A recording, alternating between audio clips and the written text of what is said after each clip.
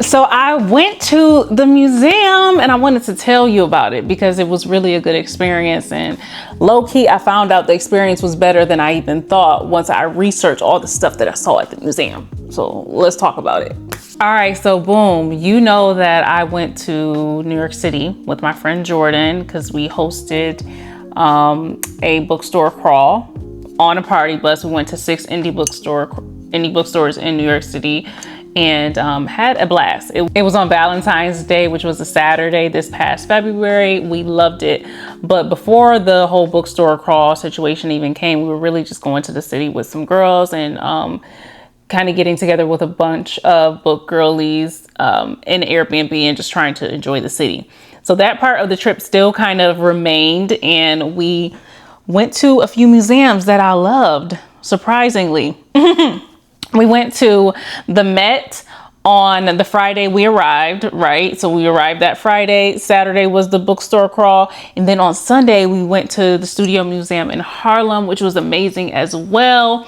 And talking about the Studio Museum, we actually stayed in Harlem. So the Studio Museum wasn't too far from us, and we went on a Sunday. It was so wonderful. We were there with a few content creators, but Helena is a book talk girly, and she's definitely someone that you can find a good historical rec from, a Black historical rec from.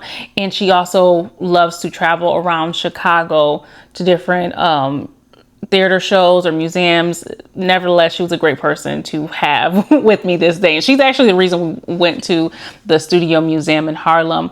It was so beautiful to see like the modern design, the strong cuts, just the architecture of the building. It's art in itself. It was so wonderful and spacious, but yet when you pass someone and you make eye contact, there is a homey feeling to it all, because this is a museum that not only uplifts Black art, but uplifts Black artists. It was founded in 1963 and refined, of course, over the years. But when I say this was one of the most amazing trips I took to a museum, it was amazing.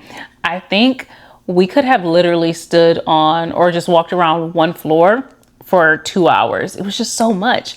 And when we went, we thought it was just going to be like a quick little stop. We all thought it was going to be like a little 30-minute stop because Helena had a favorite artist that she wanted to see his work there. So we were all expecting kind of like this one room, 2-3 small museum, and it blew us away. And it was this moment that I realized that going to museums and experiencing them in this way is kind of a different form of immersive reading, because you have all the plaques and all the stories around you, and you kind of read it to understand more what you're seeing. And it builds out the story like never before with the words and the art and just the whole experience. I also learned, pro tip for Jordanaé from this day forward, I'm going to research the museum before I go to it, and I will be informed. I think I could have had all the more of a greater experience by actually knowing where the heck I was going, the history of it all.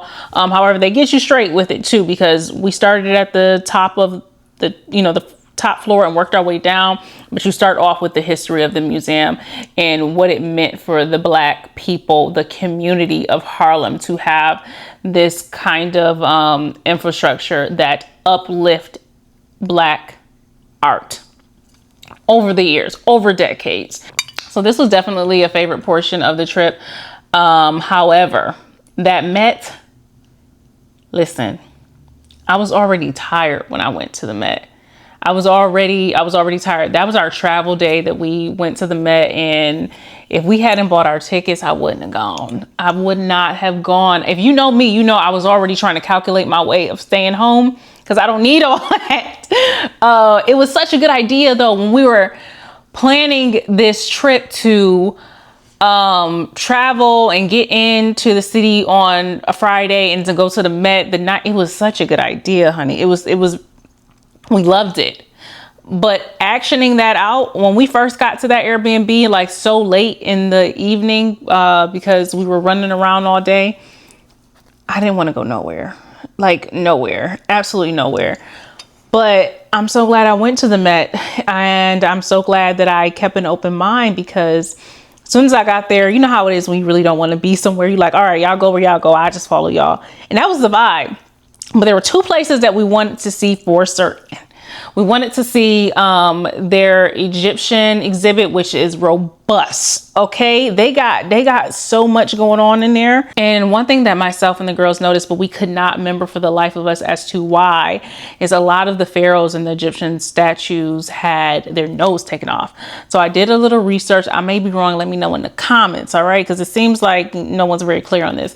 Now, some people say that the noses of pharaohs were shot off or taken off to hide their blackness. What? I don't know.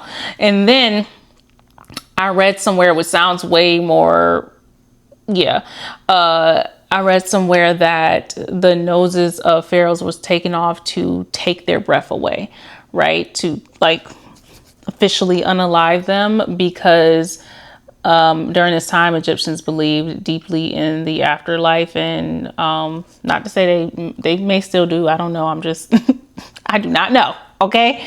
But they believed that the person that was in the tomb was still alive and living in their afterlife. And to take away their breath, to take their nose, was a way to like, so that was that. It was so interesting seeing that similarity and that's not a laughing matter. Seeing that similarity in the sculptures, however, not being able to identify why, because we were definitely like, I know I've heard of this somewhere. Nevertheless, that was so beautiful. Oh, loved it. I do want to one day go and appreciate the art, the culture in its home. I think there's a lot of significance and importance to that. And that's something I want to do one day. But what took my breath away was the Afrofuturism exhibit. And I still don't think I fully understand what Afrofuturism is. But I do love how the Met presents a story about Afrofuturism centering on Black imagination and Black expression on what a future would and could look like. The official title of this exhibit was Before Yesterday We Could Fly, and it's a tribute to enslaved Blacks who dreamed of flying away out of their situation, which feels so powerful and humbling to think of a time when all you truly had was your imagination of a better day, of a better tomorrow, because nothing else could you control. Nothing. The exhibit is also a tribute to Seneca Village, which again, I'm still learning. It's wild that I was not educated about this stuff in school. It just goes to show that we have to be so diligent in educating ourselves. But if you don't know, Seneca Village was a village of Black people in what we now know as Central Park. And it was a small community. I think I read somewhere it was like 50 homes. They had their own church, all of that. And they were ran out of their homes under the excuse of eminent domain. And as a result, in 1857, Central Park came to be. So a lot of this exhibit just kind of begged the question of what could have been. What would the future have been if Black communities, if Black people were left to dream and to imagine in a space of freedom where they can actively plan and impact their future in ways that are uninhibited. In addition to kicking these people out of their homes, they made it to where in order to vote, you had to live in the state for 3 years and you had to own property. It's wild. You can't make this stuff up. But I really, really appreciated seeing and honestly learning about this through this exhibit. There was so much there. And honestly, although not understanding it at the time, and still, if I'm being honest, not understanding it all the way now, you cannot deny the beauty. And even if you don't understand exactly what each artist is trying to communicate, you can kind of get the feeling, the striving for greater, in this idea of of a futuristic life, art, beauty, rooted in African culture. It was divine. And ultimately, it just gave a vision of a time and you know, an alternate universe of what it would look like if people were allowed to thrive, were allowed to exist. Needless to say, I had an amazing time at the Met, but it continues to stress the importance of not only community and ownership of property and space, but also our identity and our stories and our artwork. Because I firmly believe if you do not use your voice to tell your story, someone else might. And the thing about it is they're never going to do it justice like you would do it justice. So yeah, thank you for hanging out with me as I talk about the museums I went to. And it definitely won't be the last. I used to go to museums so much when I was young, but now I just get so caught up in, you know, doing whatever, and I rarely take time to reflect. But I could not do anything else in that museum but reflect. I couldn't answer an email, you know, I couldn't get any work done. It was really just about being present in that moment. And I loved it so much. So if you see me talking about museums later, just know this is my new form of immersive reading, and really just absorbing art and everything the artist intended for me to receive. So thank y'all. And until next time, like, share, subscribe, all the things.